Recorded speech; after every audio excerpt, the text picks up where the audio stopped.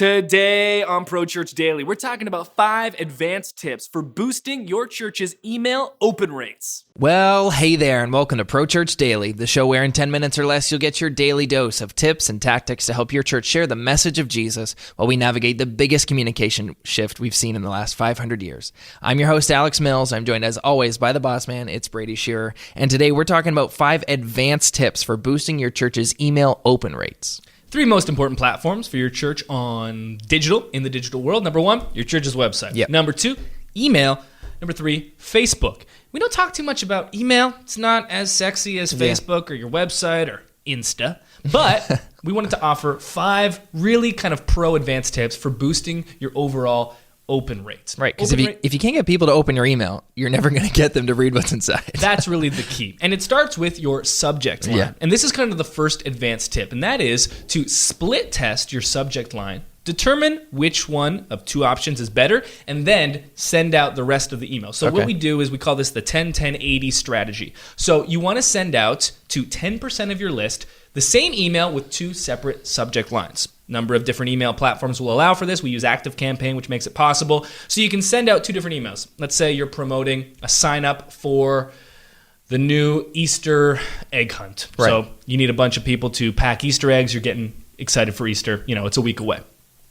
It's tomorrow. Easter's tomorrow. Easter's tomorrow. Okay. And so what you do is you send out this email and you test 2 different headlines. And what you do is, depending on the headline that performs best, you send then the email out to the rest of the list. Okay. It's called 10-10-80 strategy because you send the first headline to 10% of your list. You send the second headline to 10%. You wait an hour or 2, see which one is doing better, Right. and then you send the remaining 80% of your email list the headline that was working best. Classic A/B testing. A classic A/B 10-10-80 strategy. There you go. Nerd at its finest. Second strategy, resend the same email campaign with a different headline to those that have not yet opened it. Okay. ActiveCampaign, again, allows you to do this. You can go into your email campaign. Let's say 30% of the people opened it. That's kind of the industry average across religious email sends. 3% click rate is also the average. So let's say you've had 30% opens, and you're like, man, I bet we could boost that to 40 or 50%. You go in, send the exact same email in the afternoon or the next morning. Just change the headline. Same exact email copy. Just change the headline. You'll get a ton more opens. There you go. We did this a ton with the Nucleus launch. Yeah. We don't do this with every email that we send out, but when our emails are more important than normal, like during launch week, what we'll do is we'll send out emails with different subject lines just because we're like, maybe you missed the first one, maybe it came in at 8 a.m. and it was too early, and if we send one at 4 p.m., you're winding up for your day, you're more likely to open it. Maybe the first subject line we sent just didn't really resonate with you, but the second one does, and you want to read the message that's inside, but you just didn't care enough about the first subject line. These first 2 advanced tips have been about subject lines because the subject line of your email is the most important element because it's what determines whether or not the person is going to open or delete that email. Right. And you can spend so much of your time crafting the content of what's inside the email, but if the headline isn't great, you're not going to get it opened. No one's going to read it at all. Yeah, and here's a bonus tip, not included in the 5 advanced tips, but when I A/B test my subject lines, I like to have fun with emojis. And churches, we're not above using emojis. Never.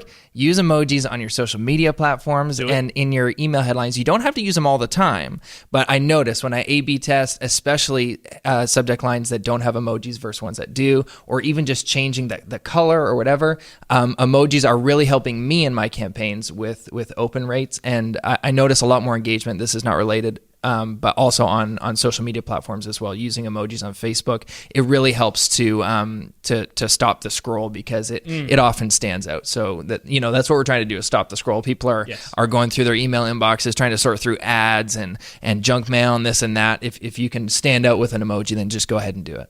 Favorite emoji to use? I like the red circle. Oh, the red circle. Yeah, shamelessly. At first, when I started using it, it's like, is this too on the nose? It's just a bright red icon, but it works, and so I love to use it. I also love using like thematic ones. So for Easter, I just sent out a campaign, and it had a tulip on it, and the headline was, "It's the most wonderful time of the year." So I also used a music note to kind of connect with somebody so that they start singing that song in their head. Cute. But it's not Christmas, it's Easter. So I kind of create that curiosity, get them inside the email. Wow. You like that? You should start an email service for churches. Third tip, advanced tip, plain text emails. Churches love to send newsletters, love to send rich HTML, images, banners. Don't do it. Hurts your opens. It is much better to send a plain text email, as we always do at Pro Church Tools, because it feels like it's coming from a friend or a family member. It doesn't feel like it's coming from a brand. And if you're sending an email from a church, also, we always want, send it from an individual. Mm-hmm. Send it from Alex at Life Abundant, not from Life Abundant. Right. Because now it's coming from a person you're more likely to open. Send a plain text email. Just feels like Alex is sending me an email, which is what is happening. Yeah. And so don't clutter your stuff with banners and... That one seems a little counterintuitive sometimes because especially, free services like MailChimp, I'm sure a lot of us are using. They do really offer some really nice stylistic templates, and you see emails from very similar to Squarespace. You can spot a MailChimp email when you see it because they just have that bold style. It just looks really good, and you can make something that's really, really beautiful. But like you said, there's no personal element to it. It feels like an advertisement. It feels like a newsletter. But when you see an email come through that says, the from line says it's from Pastor Rick, and like you said, you just see plain text, there's an emotional connection almost. There's a relational aspect that it's really important. Fourth advanced tip, and that is to every year, maybe every 6 months, purge your email list of dead contacts.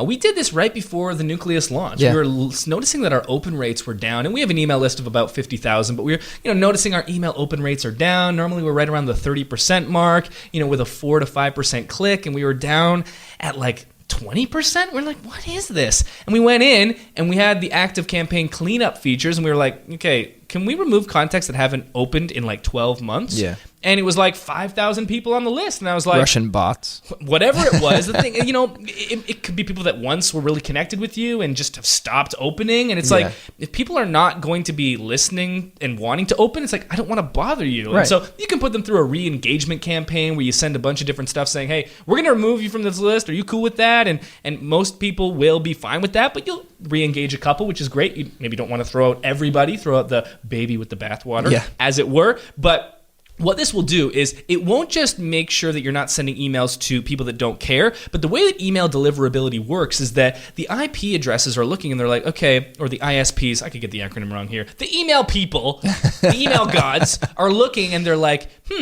this list is being not opened by this many people.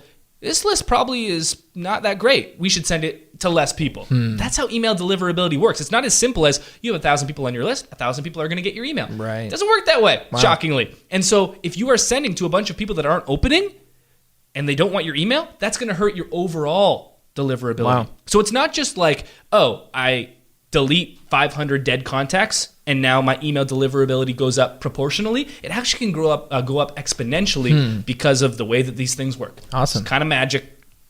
Cool. Fifth advanced tip, send your emails at the same time of day and week. We like to send it Tuesdays and Thursdays at 8 a.m. Eastern. People are used to seeing an email from Pro Church Tools. They're more likely to open. If you start sending sporadically, it'll kind of be like people are like, I'm not used to getting an email on Saturday. I don't want to open this. And that can also hurt your open rates. Be consistent, same time, same day of the week. It seems kind of counterintuitive because you're like, wouldn't you want to like mix things up? But not with email. Consistency is helpful and it works. I like that, and it kind of takes the pressure off you instead of trying to play the game, trying to figure out when's the best time and what's the best day to send this email to get people to open it. Just create that expectation that on Tuesday at 8 a.m. there's going to be an email here, and people will become conditioned to that, and it could become part of their their Tuesday morning routine. These have worked for us. These are best practices, but make sure that you're testing. Do the A/B tests. Figure out what's working for you, what may not work for you, and use those strategies. That'll do it for today's episode of Pro Church Daily. We'll see you tomorrow. Hey, thanks for watching today's episode of Pro Church Daily. Make sure to subscribe to this channel so you never miss another video. Turn on notifications. That way, you'll always be alerted. And if you like this video, it'd mean the world to us if you give it a thumbs up. Thanks for watching. We'll see you tomorrow. Here we go. Yeah.